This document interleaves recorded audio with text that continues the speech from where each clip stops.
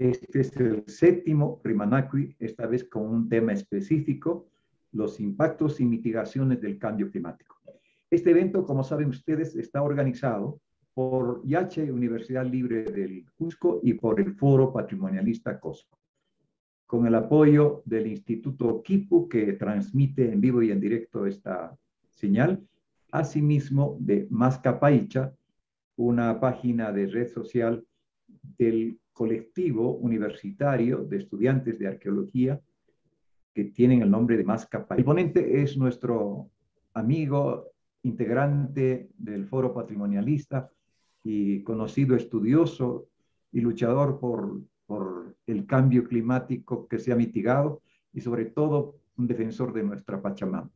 Ramiro Valdivia, muy buenas tardes, bienvenido. Escuchamos tu exposición, Ramiro. Muchas gracias, Lucho. Muchas gracias, amigos, por compartir este tiempo. Había preparado una pequeña presentación para orientar más fácilmente. Si me permiten compartir la pantalla.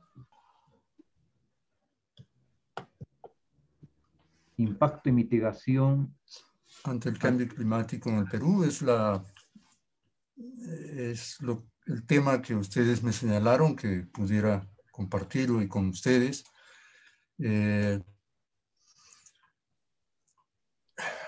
Este es un tema que corresponde al desarrollo humano en esta época que se ha dado en llamar el antropoceno. El hecho de que 7.000 millones de personas, cada uno somos una máquina orgánica que consume 100 vatios, ¿no? ¿Recuerdan ustedes esos focos de 100 vatios amarillos, bastante potentes? Bueno, más o menos esa cantidad de energía consumimos por segundo, 100 vatios. Y si multiplicamos por 7.000 millones son algo así como 700 gigavatios. Que necesitamos alimentar y que además consumimos muchísima cantidad de energía adicional, ¿no? No solo para alimentarnos y sostener nuestro cuerpo, sino también por todas estas bondades que nos ha traído la modernidad, ¿no? El hecho de poder comunicarnos por este medio, el tener iluminación eléctrica, y que nos estamos viendo confrontados por el hecho de que hay un tipo de energía que hemos preferido, que son las energías fósiles, y que empezamos a sospechar de esto el siglo pasado, aunque se conocía ya desde el siglo XIX, ¿no? De que el CO2 es un gas de efecto invernadero, es decir, genera calentamiento o atrapa la energía infrarroja en la atmósfera, ¿no? Sabemos que el motor de la Tierra es el Sol,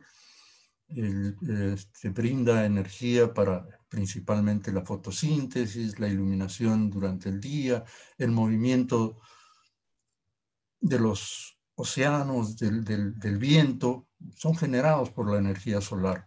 Pero una vez que la energía solar llega a la Tierra, es absorbida y reemitida en el infrarrojo.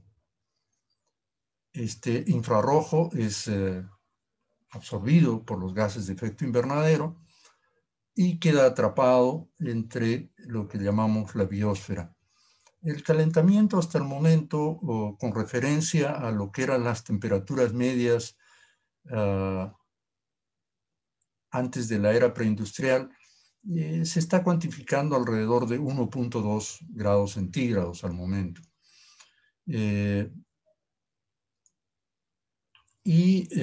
Nos hemos dado cuenta que esto puede traernos graves problemas. Ya vemos un incremento en la cantidad de eventos extremos y debemos pasar a la acción climática. Es el discurso de las últimas COP del clima, ¿no? Acá me permito mostrarles, en referencia al cambio climático en Perú, un par de imágenes. En la parte superior están las emisiones de gases de efecto invernadero en Perú, por sectores, ¿no? Nos señalan el pedazo de pay en marrón, que el cambio de uso de suelo y la silvicultura es responsable del 47% de lo que se da en llamar emisiones de gases de efecto invernadero. Los desechos, por el contrario, son los desechos que generamos en las ciudades, son apenas el 6%, comparativamente es menor. El consumo de energía es el 21%, las actividades industriales el 7%, y un volumen mayor también tiene la agricultura, ¿no? Pero si miramos todo este contexto, en el contexto global, la contribución del país es apenas del 0.4%, ¿no? Es decir, no somos de los mayores emisores. ¿Qué genera esto en el Perú, ¿no? Si miramos por el tipo de desastre, 67% de los desastres que ocurren en el país están relacionados con el clima.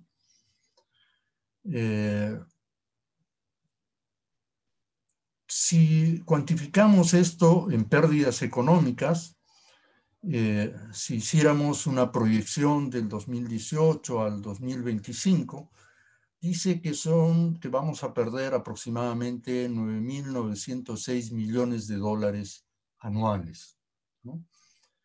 Ese es el promedio para esos valores, para ese periodo de tiempo, ¿no?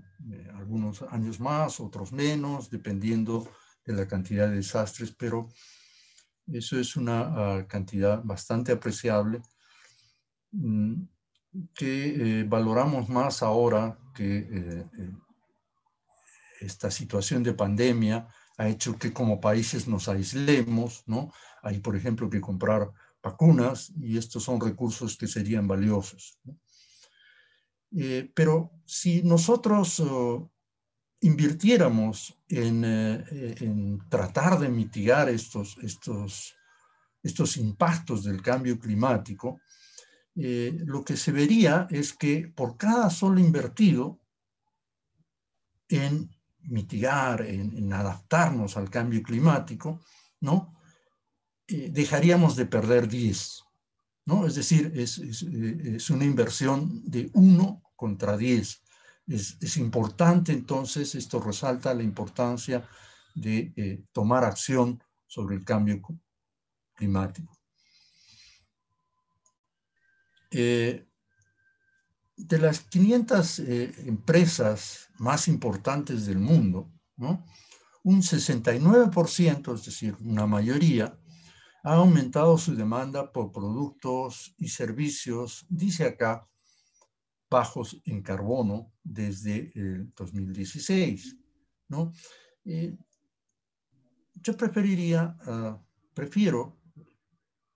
pienso que lo primero que debemos dejar de emitir son diálogos en torno al carbono, porque lo que tenemos que hacer es eliminar el carbono, ¿no?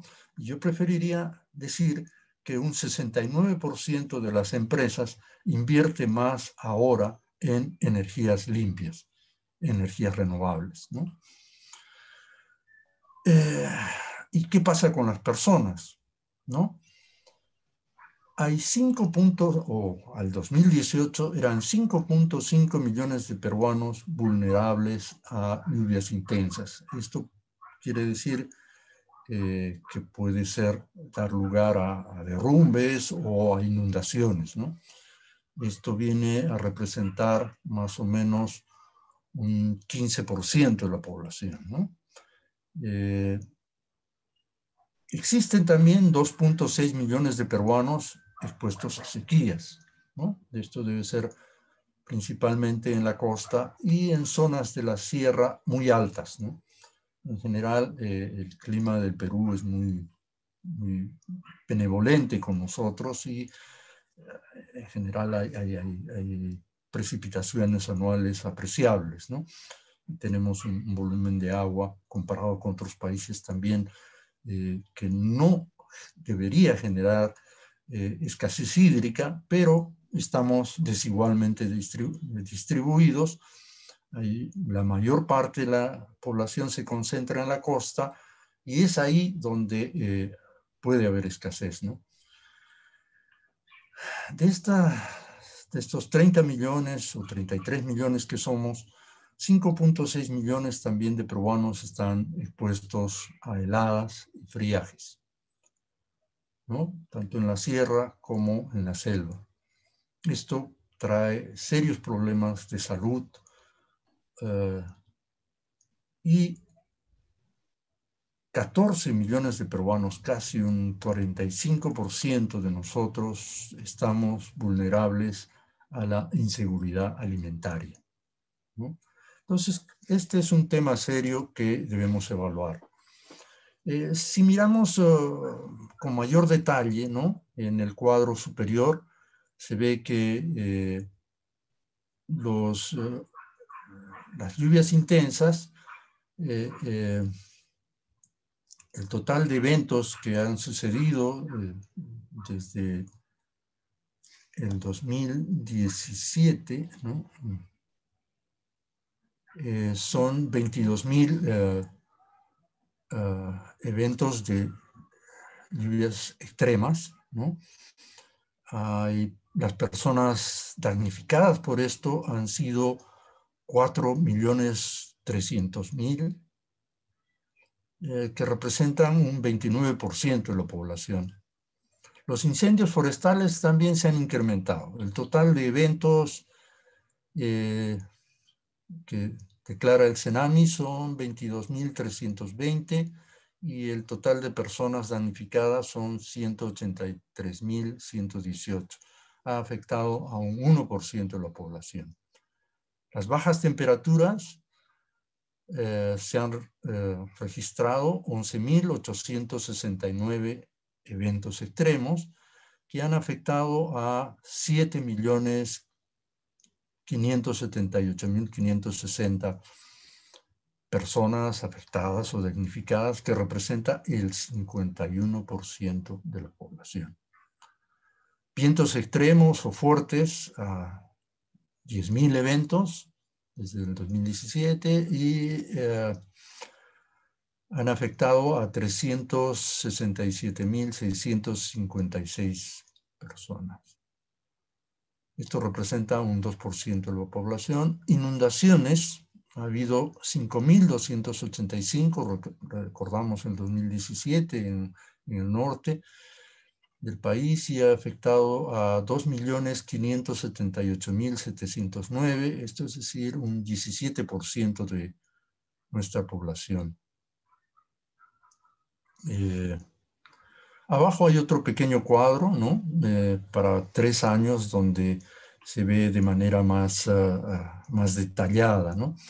La fuente es el INDECI, pueden ustedes entrar a la página y revisar, pero lo que sí es notable es que si ustedes comparan los cuadros del año 2015 al 2017, se ve un crecimiento en los eventos de precipitaciones, ¿no? Por el contrario, la sequía es una cuestión que es muy variable, ¿no? Depende de los fenómenos también del niño y la niña que nos afectan. Pero si comparamos con la línea más baja, que son los sismos, los eventos atmosféricos, meteorológicos, climatológicos, son definitivamente una cantidad mucho mayor. Acá tenemos un problema. ¿Me permiten un momento, por favor? Hay un problema de software.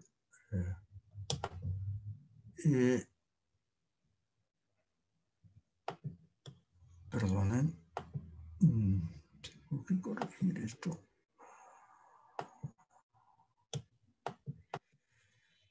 Uy, uy, uy.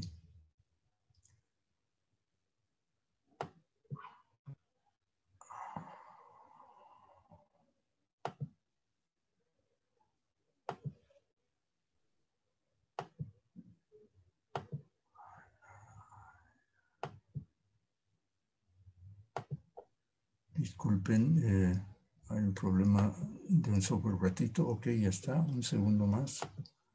De una vez.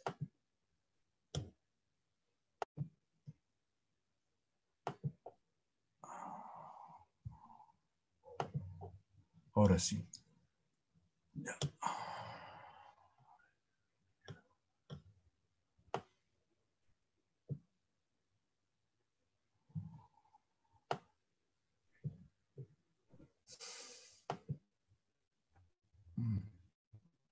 Disculpen, es un problema del software que es gratuito. Gracias. Ok. Permítame volver. ¿Cuáles son nuestras vulnerabilidades al 2021?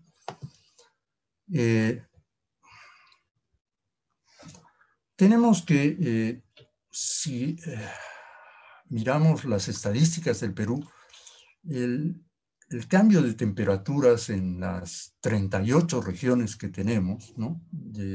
Perdón, 27 regiones climáticas de 38 climas que existen en el mundo, según Warren y Tom White, ¿no? Encontraríamos que en muchas de ellas ya el cambio de temperatura es mayor a 1.5 y en otras es inclusive superior a más 2.5. Los sitios más fríos, las punas, las zonas glaciares, son las que más han cambiado su temperatura. Los sitios templados no tanto, ¿no? Pero esto, ¿a quiénes afecta? A más de 6 millones de personas que viven en extrema pobreza, ¿no? Uno de los efectos del cambio climático es que perdemos la masa glaciar por efecto de este cambio de temperatura, ¿no? Algún cálculo hecho todavía el año 2000, porque ese año se hizo un inventario de glaciares donde se había cuantificado por volumen. Los últimos inventarios solo hacen una cuantificación por superficie, entonces no es posible calcular por volumen. Y si valoramos la pérdida glaciar como agua de riego a 10 centavos de dólar por metro cúbico, esto nos arrojaba que la pérdida que eso representaría económica en el país sería de $1 millón al día, ¿no? Es un asunto serio. Lo que sabemos es que este retroceso, esta deglaciación se ha incrementado, entonces posiblemente este número se quede corto, valorado, claro, como agua para riego, ¿no? Si lo valoráramos como agua para beber, pues es 10 veces mayor o más, o a 1000 veces más. Tenemos una deforestación que es superior a 147,000 hectáreas año. Sin embargo, en el país hay más de 11 millones de hectáreas por forestar. Esto también estadísticas del año 2010, ¿no? Un reciente informe de pérdida de biodiversidad para Latinoamérica declara que desde el año 70 a la fecha, la pérdida en biodiversidad es del 92%. En Europa, ¿no? La pérdida es menor, es alrededor de 78 o 80%.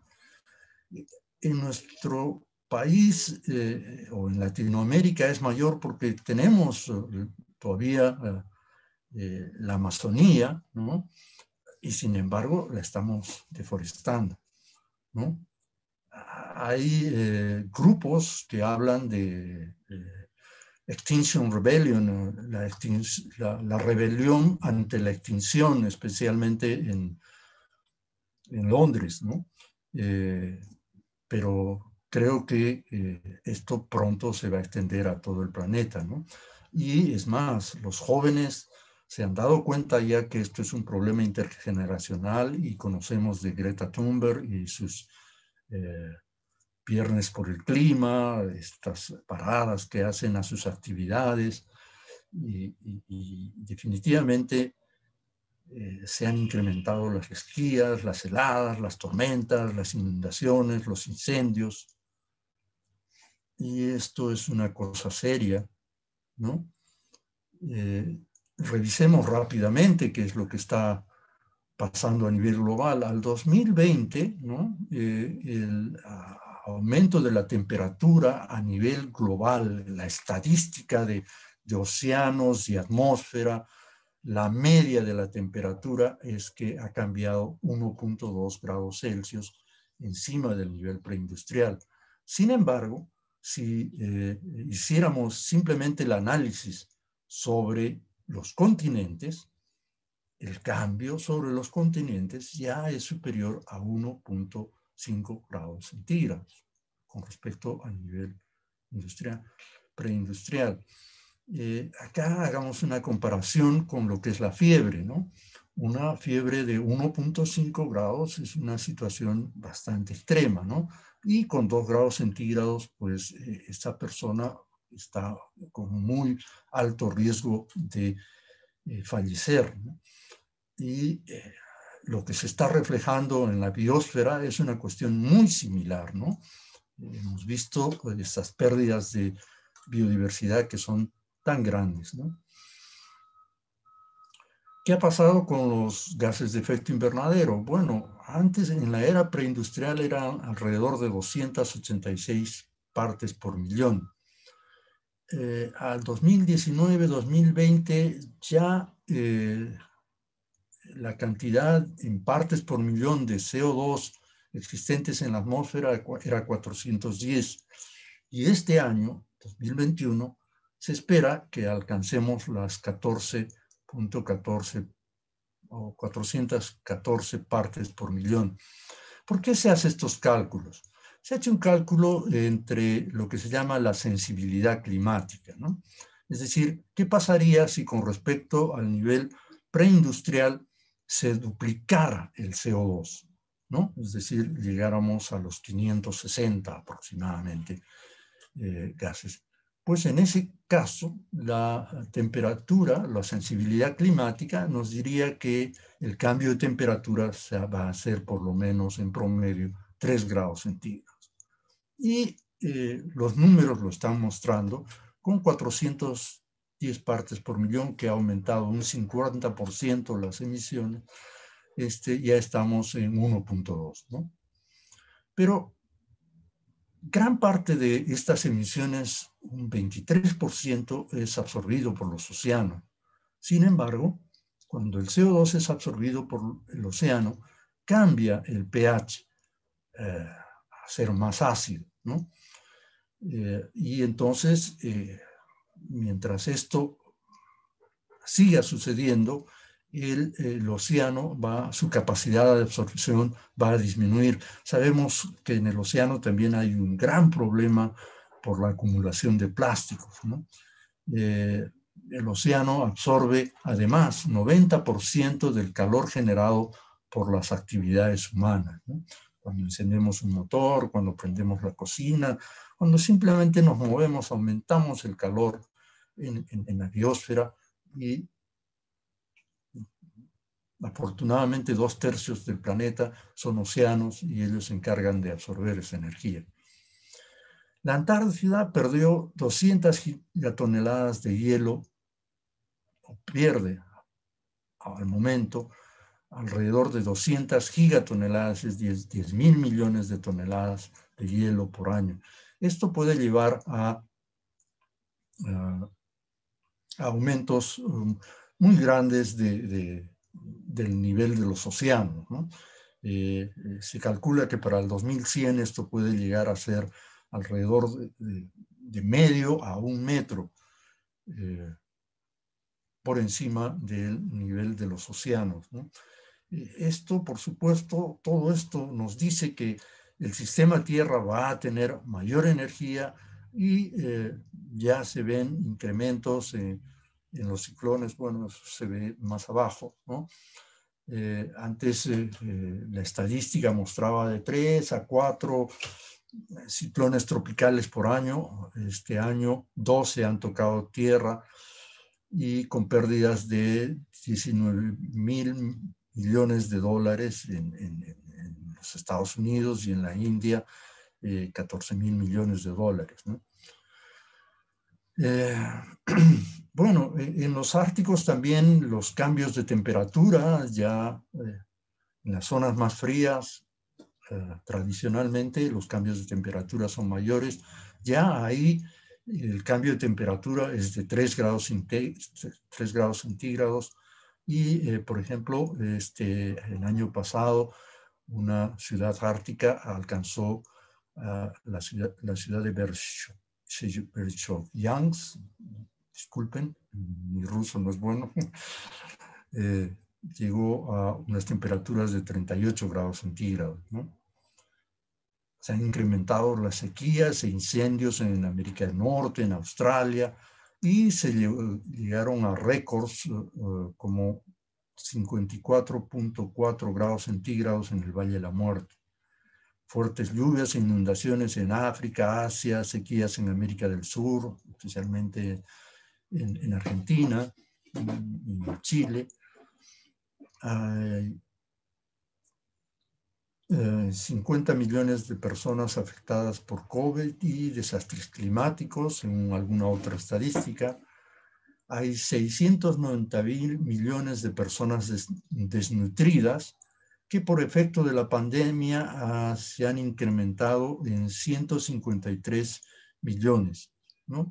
Y mencionamos acá la pandemia porque es un efecto de las actividades humanas sobre la naturaleza, ¿no? En general, si bien la definición de la Conferencia Marco en Naciones Unidas sobre lo que se entiende ahí, en esa institución, por cambio climático, es solo referido a los temas de los gases de efecto invernadero que han aumentado en la atmósfera, ¿no? En el lenguaje común, ¿no? Y en una zona local, si por ejemplo desaparece un bosque, ahí no son solamente las emisiones, sino el hecho de que ha habido un cambio en los ecosistemas, cuando se pierden lagos, ¿no? Esto también genera cambios en el clima local, ¿no? ¿Qué genera esto? Que las personas tienen que emigrar.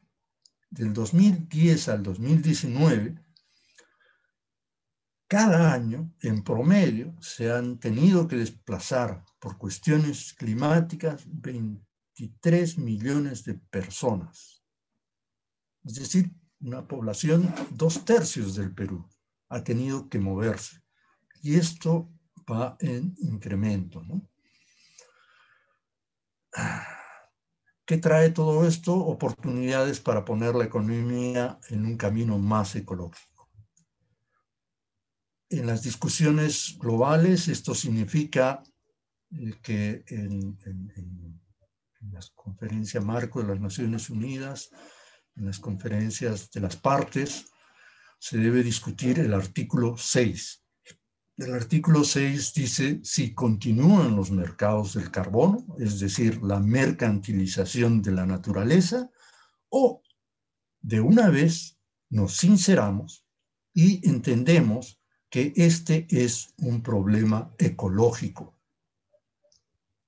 Al decir ecológico me estoy refiriendo a una interacción entre dos sistemas.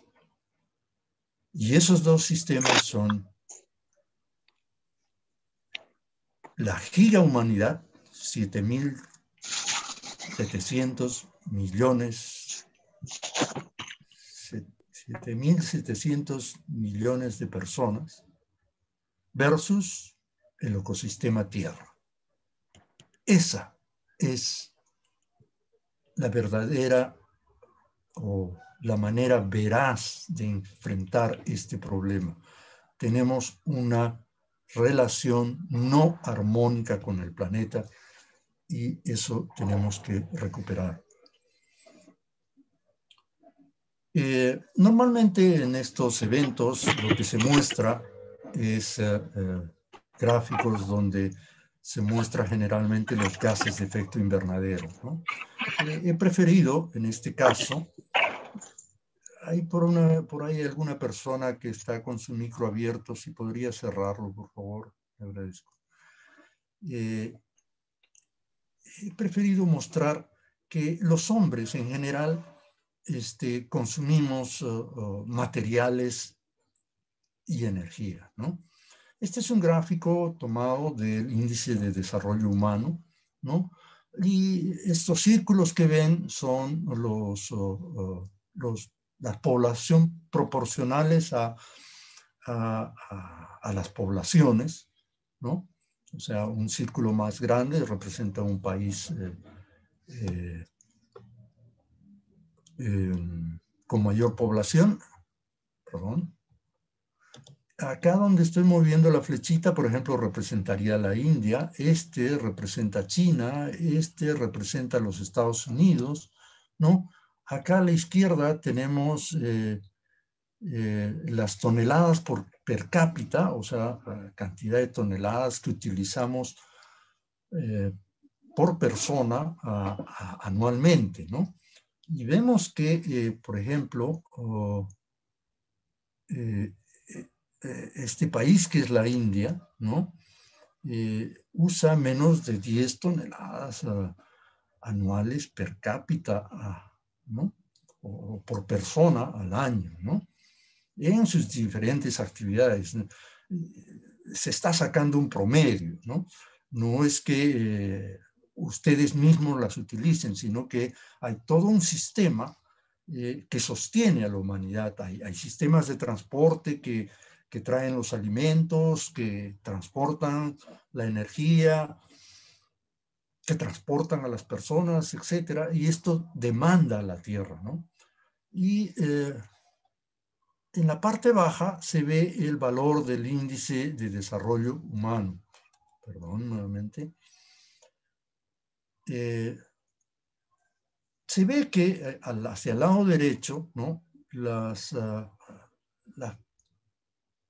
Los países con mayor índice de desarrollo humano tienen un mayor consumo de materiales y energía. Ese recuerdo que está a la derecha, ¿no? Per cápita, ¿no? El índice de desarrollo humano de los países con menor desarrollo, que generalmente están en la zona de África y algunos lugares de Asia, ¿no? Tienen un consumo muy bajo. Perú tiene un índice de desarrollo de 0.77, no estamos tan mal en promedio, pero conocemos también que hay grandes diferencias entre Lima y muchas poblaciones en la selva y en poblaciones altoandinas, ¿no? Entonces son cosas que ocultan los promedios, ¿no? Pero por ahí vamos, ¿no? Sin embargo, nuestro consumo no es mayor. Si se hablara en términos de lo que se llama un balance ecológico, ¿no? Veríamos que nuestro balance todavía es positivo, ¿no? O sea, consumimos menos de lo que nuestro territorio regenera anualmente, ¿no?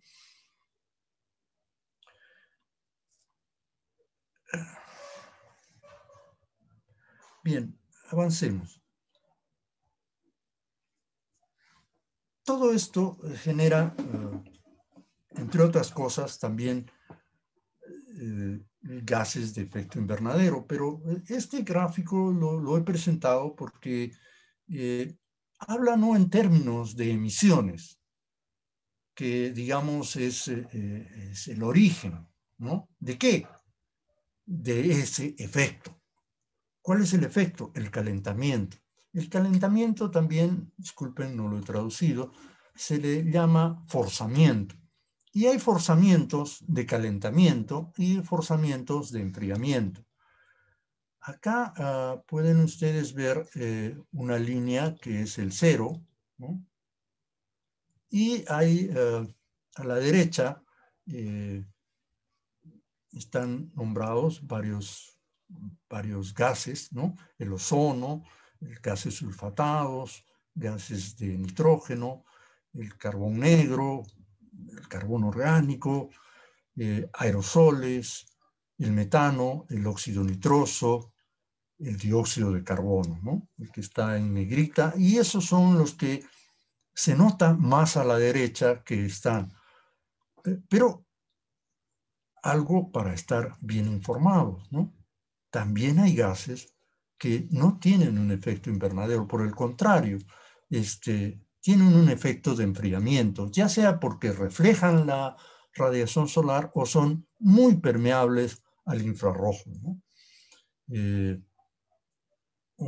No son gases, pero los aerosoles, por ejemplo, que generamos en nuestras actividades cotidianas, ¿no? Reflejan mucho de la radiación solar. Ustedes recuerdan la gran transparencia que teníamos durante las cuarentenas que se dieron el año pasado, ¿no? Sí, se podía ver mucho más lejos, se empezó a recuperar la naturaleza. Algunos atribuían esto a altas de presión, cierto, pero esas altas de presión también se debían a que habíamos dejado de generar aerosoles, ¿no? Entonces, hay medios bajo los cuales de alguna manera la naturaleza compensa un efecto de calentamiento con uno de enfriamiento, ¿no? Al lado izquierdo se dan las diferentes actividades humanas, ¿no? Desde los usos de combustibles fósiles, usados para energía, la agricultura, la aviación, etcétera, ¿no? Hay, en la quema de la biomasa, por ejemplo, que es el segundo recuadro en la parte inferior, ¿no?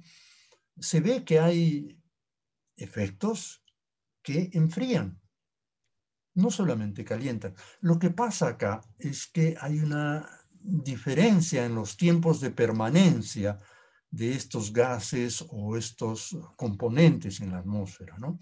Los gases de efecto invernadero, como el CO2, tienen una gran permanencia y ese es el problema, ¿no? Si hoy día emitimos una cierta cantidad de CO2 a la atmósfera, esta va a permanecer por 150 años antes de reducirse a la mitad, ¿no? Sí, pero acá también veamos alguna otra cosa, ¿no? Acá sí ya muestro las emisiones históricas, ¿no? Y en este cuadro, ¿no? También que viene del informe sobre el desarrollo humano de las Naciones Unidas del 2020, ¿no? Nos muestran un gráfico del señor Griscom, ¿no? Que en la línea roja ustedes pueden ver cómo es el escenario de las emisiones si no hacemos nada para detenerlas, ¿no? Y hay un gráfico que se tuerce hacia abajo, ¿no? Donde se habla de mitigación de los gases de efecto invernadero mediante soluciones basadas en la naturaleza. Eso es lo que vimos el año pasado, ¿no? Cómo se recuperaron inmediatamente los ríos, se pusieron transparentes, los animales empezaron a moverse, a dejar mediante sus excretas abonos, a distribuirlo en los territorios, y esto genera la regeneración natural de los ecosistemas. Pero lastimosamente ahora somos 7.700 millones de personas sobre el planeta, somos una cantidad excesiva de personas, ¿no? Recuerdo que en los años 70 hablábamos del control de la natalidad.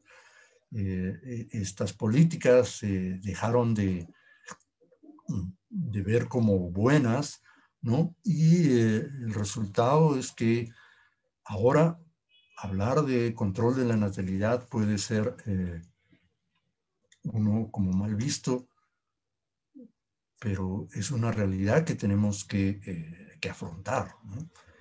No podemos seguir creciendo indiscriminadamente. Esto afortunadamente lo han entendido bien los jóvenes. Ahora las familias ya no son tan numerosas, son de 1 o 2, pero esto también depende del nivel educativo. Y las familias más numerosas generalmente vienen con personas que tienen bajo nivel educativo y pues no toman las precauciones necesarias, ¿no? Pero una cosa que me llamó la atención de esta información es que aproximadamente con 20 soluciones basadas en la naturaleza tenemos resuelto el problema. Y acá me habían invitado a hablar del cambio climático en el Perú y me salté un poco hacia el cambio climático global para poder comparar, ¿no? En el país, ¿no? Hemos determinado 102 medidas de acción climática, ¿no? 62 son referidas a lo que se entiende como mitigación del cambio climático según la nomenclatura de la Conferencia Marco de las Naciones Unidas en Cambio Climático, ¿no? Que está referida exclusivamente a los gases de efecto invernadero. Y hay 50 entonces medidas que nos corresponderían a adaptación. Llamo la atención en esto porque necesitamos simplificar los diálogos, ¿no? Necesitamos entender, comunicarnos de manera más simple.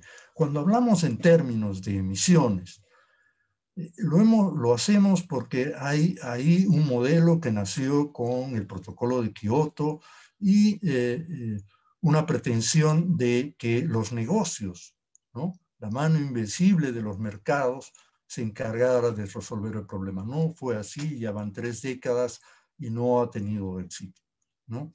Hay una necesidad, como a repetir, de entender que es una relación de los humanos con la naturaleza. Y si copiamos lo que hace la naturaleza, las soluciones están ahí. Lo que tenemos que hacer cuando se habla de soluciones basadas en la naturaleza es que nosotros, las personas, tenemos que adoptarlas, tenemos que contribuir a que esas cosas sucedan. Una cosa de la más sencilla es que cuando un árbol va creciendo y desecha las hojas, esas hojas se pueden ir con el viento, pero mucho cae ahí al pie del árbol, se convierte en mulch, en una esponja que absorbe la humedad, que conserva la humedad en ese territorio. No tiene que ir a buscar muy lejos, ¿no? Y eso no lo hacemos, ¿no? Todos los días viene gran cantidad de material orgánico hacia las ciudades y los llevamos a los botaderos. Dentro de las llamadas contribuciones nacionales del Perú, se habla de que debemos seguir construyendo estos rellenos sanitarios. Alemania ya los tiene prohibidos. Ahí todos los materiales se reciclan. Y algo que necesita la naturaleza es que le devolvamos esos productos que para nosotros son desechos y que para ellos son energía, materiales, ¿no? Acá figuran algunas de estas 20 soluciones basadas en la naturaleza. Disculpen, está en inglés y voy a procurar que si ustedes dejan su correo electrónico por ahí, esta presentación les llegue a todos, ¿no? Pero, por ejemplo, algunas soluciones basadas en la naturaleza son los andenes, ¿no? Son estas prácticas que tienen las personas de la siembra y cosecha del agua, ¿no? Es decir, simplemente armar huecos donde acumulemos el agua y pueda filtrar el agua, ¿no? Algunas otras para la costa son el restaurar los manglares, ¿no? En general, forestar, ¿no? Mantener los cursos del agua, lo que se llama el flujo ecológico, ¿no? Etcétera. Pero son soluciones sencillas que debemos mirar hacia la naturaleza. No quiero tardar mucho porque hay personas que tienen otras actividades. Manteniéndome en este informe, ¿no? Nos dice que debemos replantear el desarrollo humano en el antropoceno. Estamos desestabilizando los sistemas planetarios de los que depende nuestra supervivencia. La presión sobre el planeta refleja la que soportan las sociedades. Estos desequilibrios se refuerzan mutuamente, amplificando los desafíos.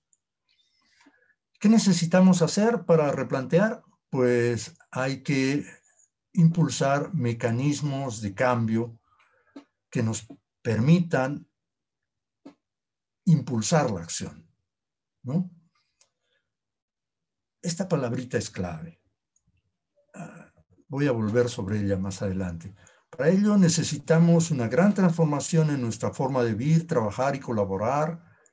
Estos cambios requieren nuevas normas sociales, mejores incentivos, así como trabajar con la naturaleza y no contra ella. Explorar nuevos parámetros. Una nueva era requiere nuevas medidas de desarrollo humano y el informe de desarrollo humano muestra algunas. Eso en el cuadro que viene de este informe. Al lado derecho yo muestro que lo que tenemos es un calentamiento del clima que está llegando a ser peligroso y que necesitamos sanar. Para sanar necesitamos reconocer que las relaciones son ecológicas, son energéticas. No son sociales, no son económicas. La relación del hombre con la naturaleza son relaciones de energía en el sentido más amplio, ¿no? Los materiales contienen energía. Las excretas de los animales, de las vacas, contienen energía.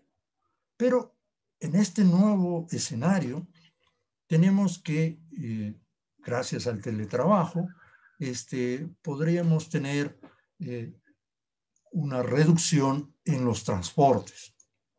Y eso es interesante, aunque no hay mal que por bien no venga, o al revés, no hay bien que por mal no venga, y esto reduce los contactos sociales, ¿no? Y especialmente en la niñez, esto puede traer graves problemas psicológicos, ¿no? Ahí figura una palabrita, Stefan, que la vamos a ver en un momento. La he socializado en eventos anteriores. Habla de un sistema de transacción de energías, flujos, secciones y materiales. Esa es una forma con la cual nosotros podemos describir los procesos naturales. Nosotros somos parte de la Tierra. Nuestros procesos no son artificiales, son naturales. Pero en general, en esta relación del hombre con la naturaleza, no son los términos económicos con los cuales nos vamos a relacionar con la Tierra, sino en términos de energías, de flujos de energías, de acciones energéticas y de materiales, ¿no? Entonces necesitamos cambiar nuestra base de energía, que era fósil, y pasar a una energía que sea social, ¿no? O sea, recuperar más la mano de obra, ¿no? Uno de los problemas del calentamiento global es el éxito que tuvo la revolución verde, ¿no? La agricultura industrial. Moisés nos podrá ampliar sobre esto.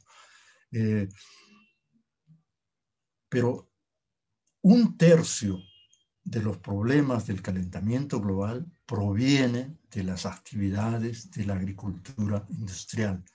Si en lugar de usar máquinas volvemos a aquello de que son los hombres que se procuran su alimento, ¿no? 1/3 del problema estaría resuelto, ¿no? Energías limpias, renovables. Y para terminar, ahí figuran unos símbolos que dicen más a menos, ¿no? Hay que ser más a menos, más alegres, pero también significa que necesitamos más acciones del tipo físico negativo, ¿no? Estas acciones son las que reducen las cinéticas y aumentan los potenciales. Reducir las cinéticas puede significar apagar los motores, dejar de desplazarnos más, y aumentar los potenciales naturales, por ejemplo, puede significar simplemente la forestación, ¿no? Todo esto porque estamos en una emergencia ambiental y hay una extinción de la biodiversidad, dentro de las cuales nuestra especie es una más. Acá es simplemente un gráfico que muestro, que habla de cómo nosotros podríamos cambiar nuestras negociaciones climáticas, ¿no? Reconociendo que las deudas ecológicas son deudas de la humanidad con el planeta. Todos estamos en deuda con el planeta y sabemos que está muy degradado. Entonces, sociedades del hemisferio sur que han sido muy depredadas por sociedades del hemisferio norte podrían encargarse de la restauración de la naturaleza, ¿no? Esta restauración de la naturaleza se puede cuantificar en términos de energía, de flujos de energía, de acciones y de materiales.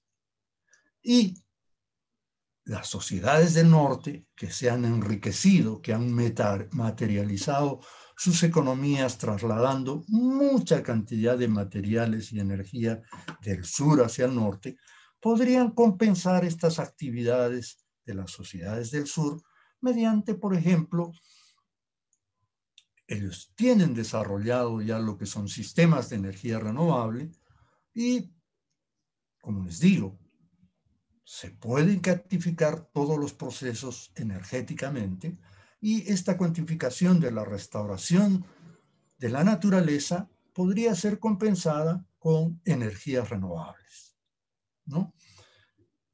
Proveídas, implementadas por las sociedades del hemisferio norte en el hemisferio sur. De esa manera nos aseguramos que las necesidades de energía del hemisferio sur, que está en desarrollo, ya no se hagan en base a energías fósiles, ¿no? Lo más interesante de esto... respeto, hemos excedido largamente el tiempo de exposición. Rogaríamos acelerar para concluir y dar tiempo a los panelistas. Perfecto. Me dan 3 minutos, por favor. Con esto lo que lograríamos es que duplicaríamos el impacto de nuestras acciones ecológicas, ¿no? Lo que necesitamos es cambiar los motores fósiles por motores eléctricos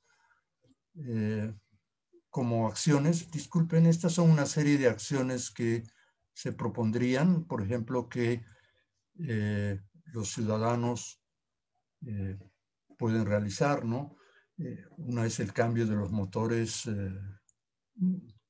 a combustión en eléctricos.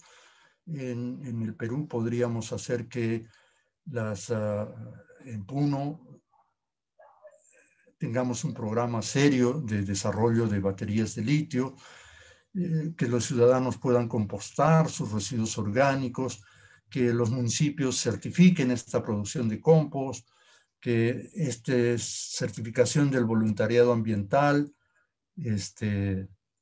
pudiera ser intercambiada por energías renovables. Hay créditos que se podrían avalar simplemente con nuestros recibos, etcétera, ¿no? Y podríamos hacer que la banca participe simplemente si un 1% de sus colocaciones fueran verdes. Voy a pasar todo esto que hablaría de, por ejemplo, una necesidad del país que es, hemos visto que uno de los grandes problemas son los eventos de huaicos, y entonces construir andenes sería una solución, y acá simplemente se muestran las diferentes actividades. Acá sí quisiera detenerme, y con esto termino, ¿no? Necesitamos un nuevo contrato, no social, sino un contrato ecológico, ¿no? En este contrato, la tierra es parte interesada en la negociación con la humanidad. Es decir, le damos una personería legal y es un sujeto de derecho. Esto, para los cusqueños, es lo que entenderíamos como la democracia en aire, ¿no? Es decir, la integración de las sociedades con el territorio. La regla necesaria y suficiente para una relación armónica en los procesos es el principio del AINI, de la acción menor natural. Esta es una ley universal de relacionamiento, de una interacción con equidad. Nosotros hablamos de empresas, ¿no?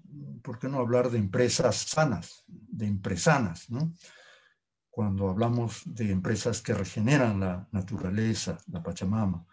Y estas se podrían certificar como sanazas, ¿no? Y podrían ser compensadas equitativamente usando fondos del ambiente y el clima con sistemas de energía renovable, ¿no? Reconociendo estas labores o acciones o llancay, ¿no? Decimos en quechua. Para las labores de prevención de desastres debemos restaurar la minca. Son los colegios profesionales quienes, junto con las autoridades de defensa civil, deben planificar y ejecutar coordinadamente con el ejército y las poblaciones con mucho cariño por la tierra, MUNAI. Para ello es necesario que nos pongamos en un amplio acuerdo ambiental para sanar, para salvar la naturaleza andina, los apus, ¿no? Aumentar la resiliencia social al cambio climático, mitigando el mayor efecto, ¿no? El retraimiento glaciar en los Andes, mostrando con ello sabiduría. Nosotros hacemos pagos a los apus, y los apus son la representación mayor de la naturaleza, y los apus por excelencia son los glaciares, y esto es algo que podría unirnos como sociedad. Sí, eso es todo. Muchas gracias por vuestro tiempo y disculpen por el exceso. Gracias a ti, Ramiro, por la exposición tan ilustrativa. Y como tú mismo lo has dicho, todo este material que nos has compartido va a ser parte de la grabación que se va a poner a disposición de quienes accedan a nuestras redes sociales. Bien, creo que están en la sala algunos de los panelistas. Se nos dijo que estaba el señor Álvarez y creo que alguien más. Entonces sería factible de que el señor Álvarez tenga la bondad de ilustrarnos con varios. Señor José Álvarez, por favor, bienvenido, lo escuchamos. Buenas noches, muchísimas gracias. Bueno, he aprendido mucho contigo, Ramiro. Primero quiero agradecer la oportunidad de compartir con ustedes. Ha compartido datos, algunos de los cuales no había escuchado realmente y son impresionantes, ¿no? Sobre el impacto del cambio climático y la urgencia y pertinencia de adaptarnos y de reducir, por supuesto, por mitigación las emisiones. Como mencionabas, nosotros, la mitad de las emisiones prácticamente vienen por cambio de uso, y quiero hacer incidencia en eso porque tiene que ver mucho con el Ande, no solo con Amazonía. ¿Quiénes son los que hacen cambio de uso de bosque? ¿Quiénes talan esos este año, fíjense, citaste, don Ramiro, que el promedio de pérdida de bosques al año es 145.000 o 147.000. Este año hemos superado 50.000 hectáreas adicionales. Son 190.000 hectáreas las que ha perdido el 2020 el Perú de bosques. principalmente por la agricultura de pequeña escala, es decir, cultivadores de café, cultivadores de cacao, de papaya, algo de ganadería. ¿Y por qué talan esos bosques? Porque buscan ganarse la vida.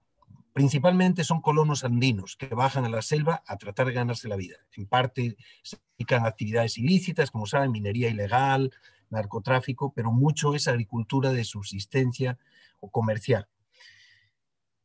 ¿Cómo se soluciona eso? Soluciones basadas en la naturaleza. Perseguir a familias pobres que talan 1 o 2 hectáreas al año, eso saben que no es ni social, ni económicamente posible, ni técnica, ni políticamente. Pero está demostrado que cuando se ayuda a los campesinos en sus comunidades de origen, no migran a la selva a meterse en minerías ilegal, a arriesgar a dejar a su familia, a meterse en actividades que además tampoco, salvo el narcotráfico y la minería ilegal, que son ilícitas y que corren riesgo, no son muy rentables. Es decir, esa agricultura en selva no es muy rentable. La solución está en basadas en la naturaleza. Definitivamente para un país como el Perú es la alternativa. Y quiero hacer incidencia en esto porque estamos con varios proyectos trabajando desde el Ministerio del Ambiente, uno en las 5 regiones del sur, desde Huancavelica, Apurímac, Cusco, Puno y Arequipa, trabajando con pequeños campesinos que tienen obviamente la cultura y el gusto por la Pachamama, por sus sistemas agrícolas tradicionales, por la agrobiodiversidad, lo aman. Tú hablas con un campesino, con una campesina, aman su tierra, pero ¿qué problema tenemos? No es rentable, no es rentable. Los jóvenes emigran. Incluso la gente mayor en buena medida también ha emigrado muchas veces a la ciudad a buscarse mejores medios de vida. Esto que parecía irremediable en el pasado, hace 20 años era irremediable esa sangría de población rural a la zona urbana, en todos los países del mundo se ha producido una migración masiva del campo a la ciudad y un abandono de la agricultura tradicional con una pérdida gigantesca de recursos genéticos. Por ejemplo, la FAO dice que 75% de los cultivos tradicionales se han perdido. En el Perú se ha ralentizado en los últimos años y con la pandemia se ha revertido. Ha vuelto 250.000 de personas a sus comunidades de origen. Esto es una oportunidad. Es una oportunidad porque también la gente, con la pandemia especialmente, pero ya desde antes, había empezado a reflexionar muchísima gente sobre sus hábitos de consumo, sobre los riesgos que vienen de toda esta cultura occidental de crecimiento ilimitado, de consumo masivo de commodities, de uso masivo de medios de transporte, etc. Esto está cambiando. Hay muchas tendencias en el mundo que indican que la población, especialmente obviamente empezó con los países nórdicos, esas tendencias empiezan allá, pero ya está llegando a países del sur y a clases más populares, ya no solo es en las clases más pudientes y más educadas, el cambio de hábitos de consumo.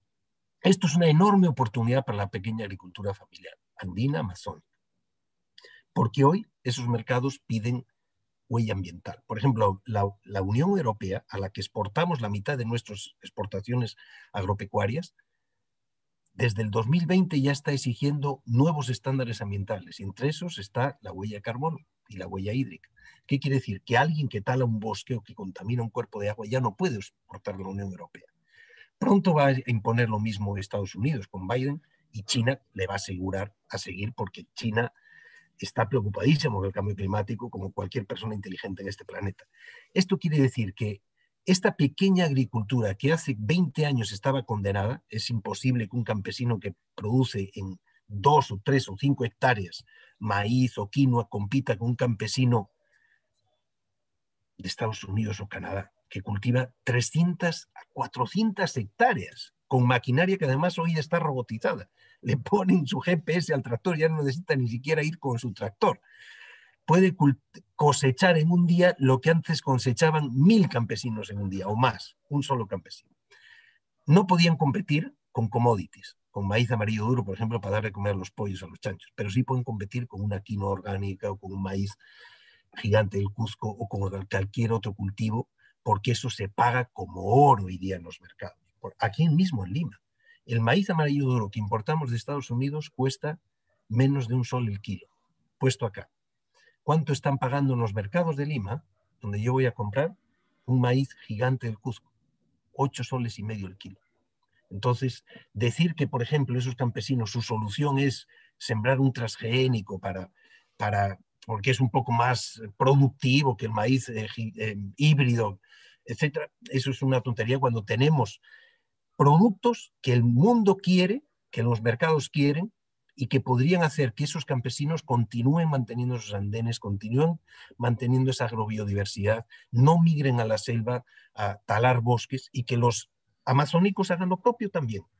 Por ejemplo, nosotros estamos apoyando desde el Ministerio del Ambiente lo que se llama el uso del bosque en pies. Es una maravillosa solución basada en la naturaleza, porque tradicionalmente se decía, vamos a ayudar al campesino en la selva a que tale menos bosque haciendo más rentable su cultivo de café, cacao, su ganadito. No, porque lo hacen más rentable y van a venir más su primo, su hermano, su cuñado. Lo que hay que hacer es que su medio de vida no venga de un bosque talado, sino de un bosque en pie. Y hoy los mercados piden eso. Por ejemplo, la empresa AGE, a la que nosotros estamos asesorando desde hace 4 años, sacó al mercado ya bebidas de frutos amazónicos, comprados a comunidades que conservan sus bosques, que tienen alianzas con el CERNAM para conservar bosques en las áreas protegidas o en su área de amortiguamiento. Esa bebida de aguaje o de camu camu, pronto van a salir de otras frutas, es una maravillosa solución porque un consumidor desde la ciudad, ya están exportando a Estados Unidos, a Colombia, pronto entrarán a la Unión Europea o a China, puede con su compra contribuir a conservar ese bosque, dar medios de vida a una comunidad indígena y alimentarse bien y contribuir con el cambio climático del planeta, porque esos bosques, de donde viene el aguaje, por ejemplo, son los que más carbono almacenan en Perú. La mitad del carbono almacenado en Perú está en esas turberas de humedales amazónicos.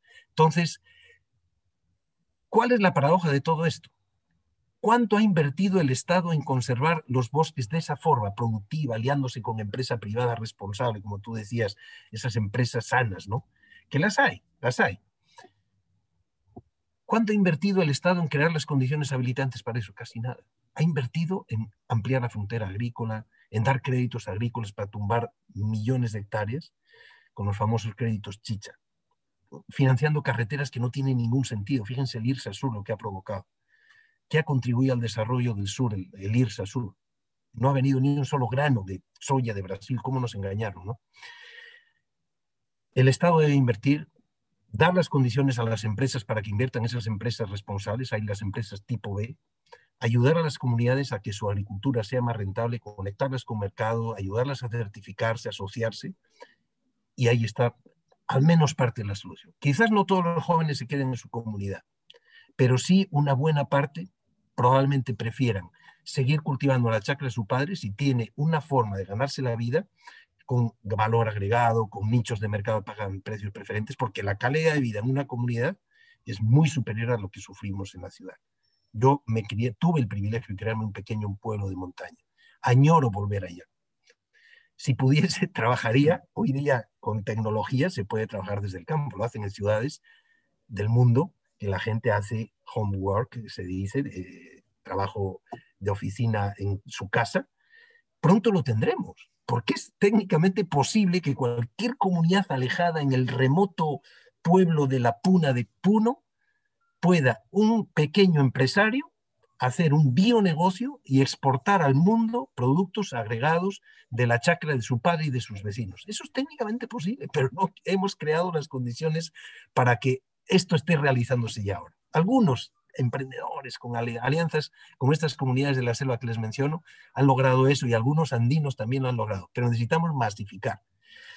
Bien, yo no me alargo más, yo tengo que estar en otra reunión, ya me retrasé, le había prometido a Ramiro estar hasta las 7, así que agradezco muchísimo, muchísimo a que me hayan invitado y a poder compartir con ustedes estas reflexiones. Muchísimas gracias. Las gracias a usted, señor José Álvarez, y esperamos que esta no sea la primera ni la única vez que podamos compartir este foro cívico, este espacio de formación de ciudadanía y de protección y amor a Pachamama y todo lo que implica ello. Muchas gracias, Con señor Nolasco. muchísimo gusto. Les acompaño en la próxima oportunidad. Muchísimo gusto. Gracias. Muy bien. Buenas tardes. Gracias. Entonces, Oscar, si tienes la bondad de decirnos qué otro panelista está en la sala para poder Moisés. anunciarlo. El señor Moisés Quispe. Señor Moisés Quispe, tenga la bondad, por favor, adelante, lo escuchamos con sus comentarios respecto a la exposición del señor Ramiro Valdivia y también de lo que ha comentado el señor José Álvarez. Adelante, señor. Buenas noches y muchas gracias por invitarnos para hacer este comentario de panel y agradecer a Ramiro, a la vez es asesor de cambio climático de AMPE Perú. Yo soy representante, director ejecutivo de AMPE Perú y soy cusqueño de Lares, de la zona de una comunidad. Me siento cuando hablamos sobre estos temas muy importantes de como Coscorunas que sentimos y valoramos mucho la Pachamama, ¿no? Sin embargo, creo que a profundidad la que ha tocado Ramiro sobre la crisis climática que estamos viviendo en estos tiempos, aún en este momento de la pandemia, la que se ha alarmado más la situación en campo, pero también hay una amenaza de crisis alimentaria, la que hay proviene por defectos de cambio climático, por los fenómenos naturales, la que ha mencionado Ramiro, las inundaciones, las sequías, las lluvias. Ahí las temperaturas han cambiado en el campo. Por tanto, los agricultores que sembrábamos en un momento una campaña agrícola, eran seguro la siembra, el Mauay y el Jatuntarpo y la siembra grande, eran los meses fijos, pero ahora en estos tiempos ya no se pueden fijarse y es un problema real. Y igualmente las semillas que han ahora subido más alturas, también. Entonces hay ese tipo de problemas que creo que mucho daño la que ha hecho, como dice José Álvarez, el extractivismo. Tal vez no ha mencionado tanto a situaciones que las concesiones que han dado a los bosques primarios en la parte selva, igual en la zona de Quillabamba, la convención también en Cusco, pero también mayor fuerza en la zona de la Amazonía, en Pucallpa, en San Martín, a bosques primarios como es que la que están ahí talando y con fines para sembrar el arroz, para sembrar caña, para sembrar palma aceitera. Y que esos son con fines agrocombustibles para exportaciones, y creo que eso es la que están dando concesiones desde el Estado. Y sin embargo, le estamos hablando cuánto se puede invertir. No es solamente echar a los pequeños agricultores o agricultores que están haciendo cambio de uso. La gran parte de la cambio de uso, la que están haciendo son los empresarios grandes que vienen ahora yendo a las zonas de Amazonía. En la sierra ahí aún sigue habiendo sobrepastoreo. Está una situación en la zona de Puno, en las partes altas incluso de Cusco. No hay una planificación sobre el pastoreo. Tal vez hay que diseñar pastoreos responsables y mejorar nuestros pastos con otros, con trébol, con alfalfa, con otras que si pudieran sí combinar nuestro bicho, nuestro pajonales en estas zonas parte alta. Igual, el otro problema que aún que sigue persistiendo, los incendios forestales, los incendios en las zonas, pareciera como una parte de diversión. Los jóvenes o los mayores que empiezan a encender en estos tiempos de julio, agosto, septiembre, esta es una gran amenaza. Creo que falta una educación, una cultura a nuestros hermanos agricultores. También tiene que haber estos sistemas de producción. Realmente no es tan conveniente ni importante quemarle nuestros rastrojos, nuestros forestales, porque estos rastrojos puedan servirse como compost, como abonos orgánicos, para mejorar nuestra producción. Y el otro problema que veo en Cusco, en Valles Sagrados, por ejemplo, toda esta zona está contaminada con los insumos agroquímicos. O sea, maíz gigante, apenas había en la zona Valle Sagrado, encontrábamos maíz gigante en Urquillos, creo para el único zona que exportaban como maíz orgánico. Sin embargo, ahora creo que no hay, porque todas estas zonas están produciendo es con insecticidas, fungicidas y fertilizantes químicos. Entonces, yo creo que es un problema de contaminación la que tenemos, ¿no? En general. Cierto, estos problemas, nosotros somos un pequeño movimiento agroecológicos que más o menos agrupa casi 100,000 productores en el país, en 20 regiones del Perú AMPE, y estamos haciendo soluciones prácticas, los sistemas de producción agroecológica resilientes frente al cambio climático. La que estamos desarrollando la cosecha y la siembra de aguas, con algunos con manantiales, con pozas, algunos en las represas, que hay muchos culturas que han dejado nuestros ancestros,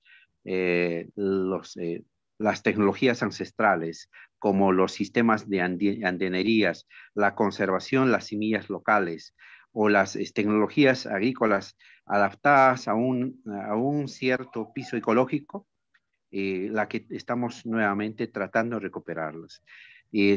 También la que tenemos nuestras variedades de semillas, la que existen en las zonas, son importantes, y esta parte es la que tenemos que hacer.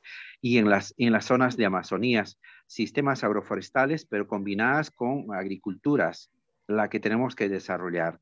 Este sistema multiestrato, por ejemplo, es una agricultura agroecológica, sí puede convivir con árboles maderables, árboles medianos frutales, agroforestales, pero también en la parte bajas, o como alimentar, como coxú, como otras plantas, como maní, o los cultivos colorantes naturales para nuestros hogares, que son a la vez que fortifica de los abonos orgánicos.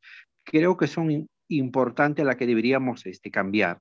Nuestra cultura alimentaria sana, ecológica, depende de nosotros, los agricultores, y nosotros podemos cambiar poco a poco de una agricultura convencional a una agricultura ecológica, orgánica.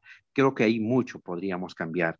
Incluso nuestros sistemas alimentarios, que creo que eso de la que debemos aumentarlos, cambiarle, porque la forma la que generamos con un agricultor, la que conversaba en Cusco, por ejemplo, hay agricultores convencionales papa en Pampa de Anta, sacan hasta 50, 60 toneladas por hectárea, pero a full químico, con productos, incluso con hormonas, y mientras un agricultor, parte alta de la MAI o Lares, parte alta, agricultores de papas nativas, apenas sacan 15,000, 20,000 kilos por hectárea.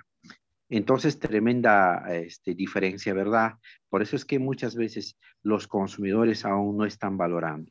Si valoraran a los agricultores ecológicos de consumir realmente nutritivo, saludable, creo que sería sumamente importante. Creo que son muchas como estos tipos que la podríamos darle como ejemplos. Creo que hay muy importante que le ha tocado algunas soluciones prácticas, Ramiro. Creo que eso sí la que contribuyen, ojalá que eso podamos seguir haciendo análisis sobre estos temas. Bueno, muchas gracias, que son las partes que lo podría contribuirlos.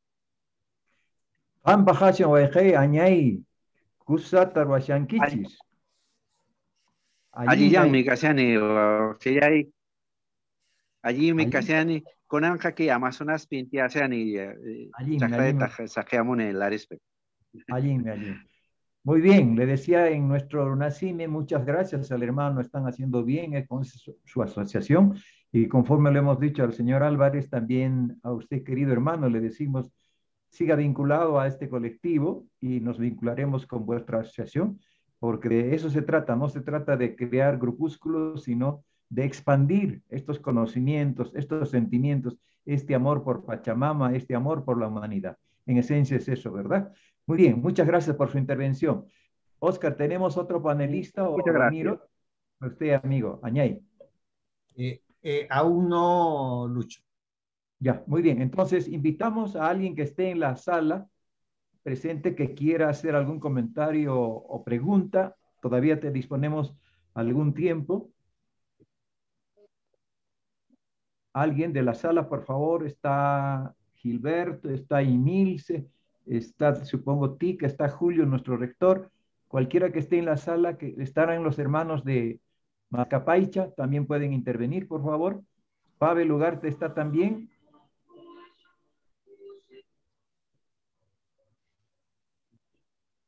A ver, entonces, por favor. Lucho, soy yo, Tica. Entrale, Lucho, Tica. ¿me escuchas, Lucho? Te escuchamos, Tica. Ah, ya. Sí, bueno, felicitarle a Ramiro por el esfuerzo de sintetizar esta problemática que realmente agobia y es parte de la sobrevivencia humana, ¿no? Y señalar que es importante tratar de socializar esta temática en los sectores justamente agrícolas, las comunidades, las asociaciones, los sectores donde se está haciendo este trabajo agrícola para tratar de fortalecer estos planteamientos y el peligro que se tiene de continuar atentando no solamente con un daño al planeta, sino también un daño a nuestra propia existencia. Entonces, ¿qué recomendaciones daría eh, Ramiro, así desde la participación ciudadana, para tratar de fortalecer estas necesidades de planes estratégicos? Porque tal como vamos en la coyuntura nacional, hay una política totalmente ausente en esta temática. Gracias. Gracias a Ica por tu comentario y pregunta, y simplemente también recordar a nuestros televidentes de que en el Rimanaco y anterior precisamente hemos tocado el tema de la agricultura familiar, con la cual se han dado muchas respuestas positivas a el problema que ha visibilizado hoy día Ramiro. En todo caso, la pregunta es para ti, Ramiro. Has dicho algo de las medidas, pero específicamente ya como ciudadanía, como estos colectivos, ¿qué podemos hacer para poder lograr lo que nos estamos proponiendo? Es decir, reducir los impactos del cambio climático y por el contrario, convertir esto en una oportunidad de cambio, ¿no? Gracias, Adelante, Ramiro. Gracias. Sí, señalar que la verdad es que lo único que necesitamos es recuperarnos en nuestros valores ancestrales. Cuando llegaron por acá los españoles, esto era una cultura floreciente. Hablan los cronistas de que había alimento para varios años, creo que 10 años, vestido para 40 años, y si nos cae un desastre hoy día, tenemos que recurrir a no sé dónde porque en el lugar no lo tenemos, ¿no? Esto se llamaba tambos, pero en general es si vamos a hablar en el idioma que ahora hablamos, es una cultura preventiva, ¿no? O sea, hay tiempos en que nos va bien y hay tiempos en que la naturaleza nos puede afectar. Y esos tiempos en que nos va a afectar son mayores. Entonces, necesitamos recuperar esos hábitos, ¿no? Hemos mencionado la minca, ¿no? ¿Con qué se puede financiar esto? Simplemente hay que mirar cuánto son los presupuestos que se gastan en reconstrucción de carreteras anualmente, ¿no? Son millonarios. Y simplemente eso se puede invertir en que las personas mitiguen estos territorios, ¿no? Los adapten con lo que sabemos, andenes. ¿Por qué caen los huaicos arrastrando piedras? Porque las piedras están sueltas. Si estas piedras las contenemos como las paredes de los andenes, simplemente no van a correr en el huaico, vamos a aumentar la superficie agrícola, ¿no? Ahí podrán ir a personas a vivir, porque no se trata de tener andenes para la fotografía, sino andenes para que las personas vivan en estos territorios. Entonces, es una solución que ya sabemos, tenemos todas las de ganar, ¿no? Nos los ha dicho José, que es el director de biodiversidad del Ministerio del Ambiente, ¿no? Hay también esa combinación que necesitamos hacer entre ese trabajo que se hace en el campo, orgánico, ¿no? Que es valorado por una industria que es capaz de exportar, ¿no? Pagando el trabajo de esas personas. Pero si se hace regeneración de la naturaleza, esa regeneración de la naturaleza se hace porque ese territorio ha sido degradado anteriormente y hay una deuda ecológica que tienen los países más desarrollados con nosotros. Y creo que si generosamente ahora invierten en dinero, ¿no? Dinero que lastimosamente por los modelos adoptados bajo el protocolo de Kioto, de que tiene que haber una certificación de parte de una burocracia muy amplia de la Conferencia Marco de las Naciones Unidas, no han resultado, ¿no? Simplemente hacer intercambios de energía es mucho más simple, es mucho más transparente, se puede hacer como hacen nuestros campesinos el ranting, intercambian un trueque simplemente de valores, ¿no? Y de parte de la ciudadanía, pues exigir que cuando los ciudadanos segreguemos, porque hay ciudadanos que segregamos nuestros residuos orgánicos, los municipios se encarguen también de recoger lo segregado, porque no es posible que uno segrega, viene el camión recolector y lo mezcla todo, ¿no? Es decir, que asuman lo que la ley les obliga, ¿no? Que hay que segregar y reciclar los materiales. No podemos seguir con la cantidad de personas que somos en el planeta, no podemos seguir extrayendo más, porque eso simplemente agrava problemas. Sí, sé que hay muchas cosas, por ejemplo, este cambio de motores, ¿no? Somos un país que tiene mucha riqueza mineral, pero no hacemos metalurgia.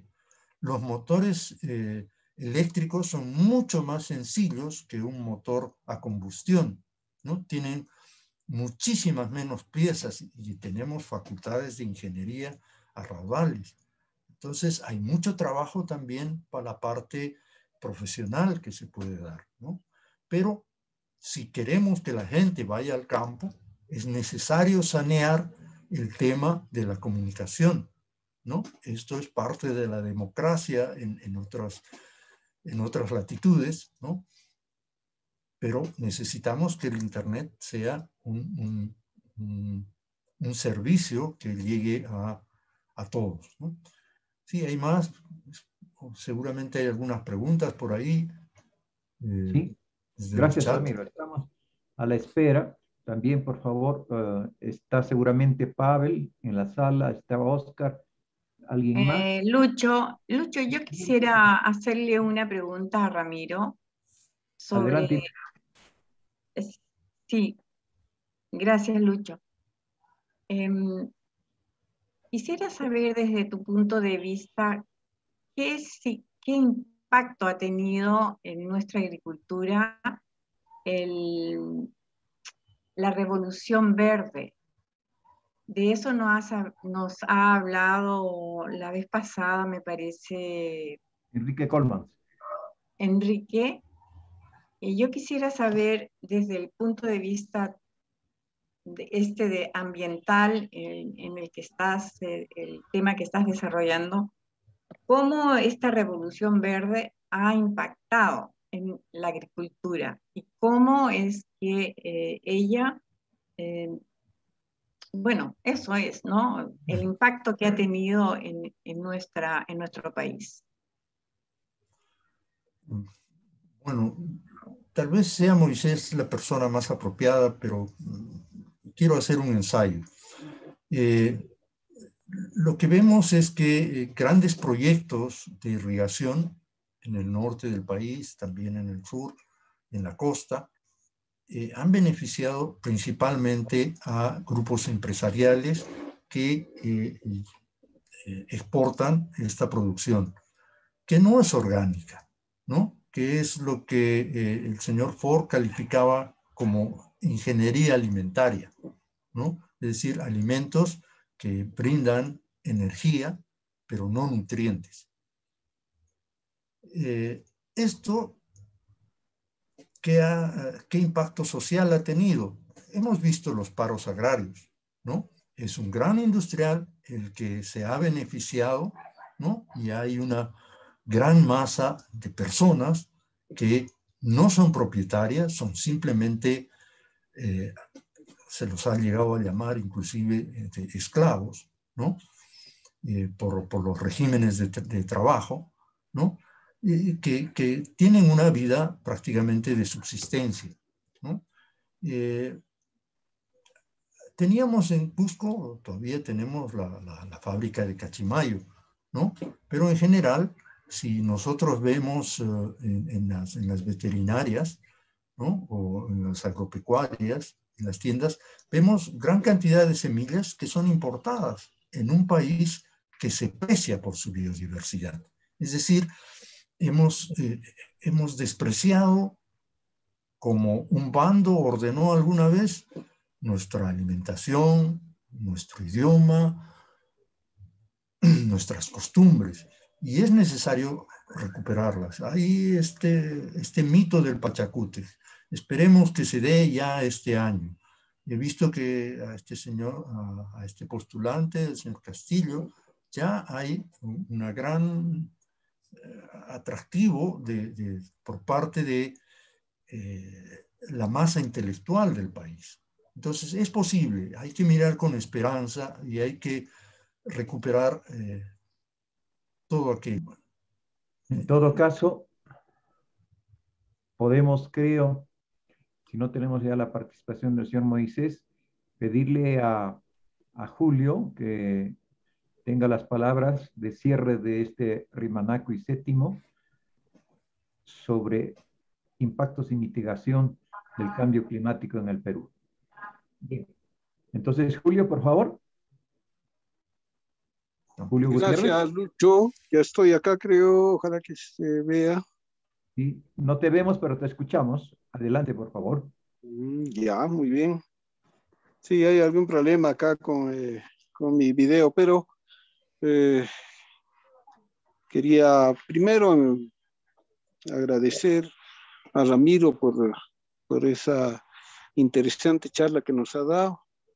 Ya nos tiene acostumbrados y lo vamos siguiendo, ¿no? En las redes, en este trabajo que él se ha puesto como carga para que este tema se integre pues a las leyes y a la propia constitución, ¿no? Recuperar nuestros glaciares, el mitigar de alguna manera este cambio climático que sabemos que por una parte es de tipo natural y por otra también es por causa antropogénica, ¿no? Por causa del ser humano, su producción, la destrucción despiadada de la Amazonía y de todo ello. Yo quería también felicitar y agradecer a quienes han participado con sus interesantes propuestas, sus comentarios, las anécdotas y además también los comentarios y las preguntas que le han hecho, ¿no?, a nuestro disertante. Creo que con esto estamos dando un paso adelante, haciendo que este tema llegue pues a las grandes mayorías, sobre todo a los estudiantes, a la juventud, porque es un tema candente del momento. Como ha dicho Ramiro al final, esperamos que un nuevo gobierno, ¿no?, de base popular pueda pues recuperar todo lo que hemos perdido como cultura, ¿no?, y llegar a nuestro objetivo como Universidad Yachay, a lograr que vivamos en esa democracia del aire, ¿no?, esos discursos y temas que ha tocado don Gilberto Muniz, tan interesantes, tan apasionantes, que ya los hemos tomado como si fueran nuestros caballos de batalla. Con todo eso, Luchito, agradecerte también por esa moderación tan correcta que sueles hacer, y a todos los colegas y amigos que han estado presentes a través de las redes también, porque Kipu ha retransmitido, igualmente nuestro centro de documentación de Yachay CEDOC, también ha puesto a través del YouTube y de las redes sociales, del Facebook, etcétera, para que se llegue a un público mayor. Muchísimas gracias a nombre de Yachay, Universidad Libre del Cusco. Gracias, Julio. Dado que hay un tiempito, igualmente le pedimos unas palabras de cierre a Tica Luisar, coordinadora del Foro Patrimonialista Cusco. Muchas gracias, Luchito. Y queremos agradecerles a todos los participantes. Este es un esfuerzo ciudadano para continuar fortaleciendo los conocimientos, las informaciones ancestrales, de defensa y de compromiso indesmayable para un proyecto de vida que se enmarque en el Ayin Kausai, ¿no? Y queremos agradecer de manera especial en esta oportunidad la exposición de Ramiro Valdivia y también los panelistas que han estado presentes, Moisés Quispe y los demás intervinientes, Amascay Pacha, Pavel Ugarte, gracias por el esfuerzo de estar permanentes siempre en cada una de estas sesiones. Gracias, Añay. Gracias a ti, Tica, y a todos nuestros televidentes. Muchísimas gracias por habernos seguido. Como ya se sabe, esta conferencia va a quedar grabada y va a estar a disposición simplemente entrando a nuestros respectivos canales donde estará registrado. Estará en la nube, ¿no es cierto? En el C2 de Yachay, también en el archivo de Instituto Quipo, en el archivo de Mascapaicha. Y bueno, reiteradamente muchas gracias a Ramiro Valdivia por su exposición, a los señores panelistas José Álvarez y el señor Moisés Quispe, y a todos nuestros hermanos del Foro Patrimonialista y de Yachay Universidad Libre. Los invitamos muy cordialmente para nuestro próximo Remanaqui, el próximo martes, siempre a partir de las 6 de la tarde. Gracias, buenas tardes. Tupananchis Kama. Añay, Huaycapanay Kuna. Pananchis Kama. Pananchis Kama.